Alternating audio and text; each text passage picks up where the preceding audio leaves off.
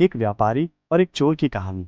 एक बड़े शहर में विक्रम नाम का एक बहुत ही सफल व्यापारी रहता था। वो अपनी मेहनत, लगन और ईमानदारी के लिए जाना जाता था। विक्रम ने अपनी सूझबूझ से एक छोटा सा व्यवसाय शुरू किया था और उसे एक बड़े साम्राज्य में बदल दिया था। उसके पास आलीशान बंगला था, महंगी गाड़ियां थी और हर वो चीज़ थी जिसका एक आदमी सपना देखता है।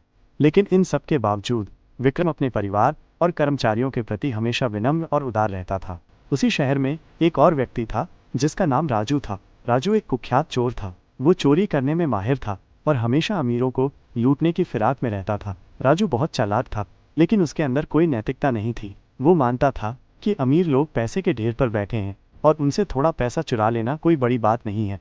एक दिन राजू को विक्रम के बारे में पता चला। उसने सुना था कि विक्रम के घर में बहुत सारा कैश और कीमती सामान रखा रहता है। राजू ने विक्रम के घर की रेकी शुरू की और एक रात उसने चोरी करने का फैसला किया। आधी रात को जब सब सो रहे थे, राजू चुपचाप विक्रम के घर में घुस गया। वो तिजोरी के पास पहुंचा और उसे तोड़ने की कोशिश करने लगा।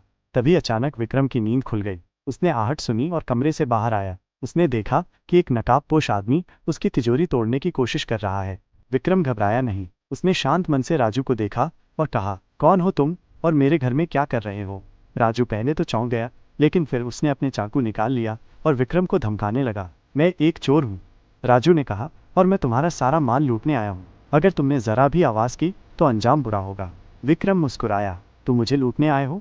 ठीक है, लेकिन क्या तुम जानते हो कि मैंने ये सब कैसे कमाया है? विक्रम ने अपनी कहानी सुनाना शुरू किया। उसने बताया कि कैसे उसने गरीबी से शुरुआत की थी, कैसे दिन रात एक करके उसने अपने व्यवसाय को खड़ा किया, कैसे उसने हर चुनौती का सामना किया और कैसे उसने ईमानदारी से अपना काम किया। उसने ये भी बताया कि उसका धन सिर्फ उसका नहीं, बल्कि उसके परिवार, उसके कर्मचारियों और समाज के प्रति उसकी जिम्मेदारियों का भी हिस्सा है। राजू चुपचाप विक्रम की बात सुनता रहा। पहली बार किसी अमीर आदमी ने उससे इस तरह बात की थी। उसे लगा कि विक्रम झूठ बोल रहा होगा, लेकिन विक्रम की आंखों में सच्चाई और ईमानदारी दिख रही थी। विक्रम ने राजू से कहा, तुम जो चोरी करने आए हो वो तुम्हें कुछ समय की खुशी दे सकती है, लेकिन क्या तुमने कभी सोचा है कि असली खुशी और संतुष्टि किसमें है?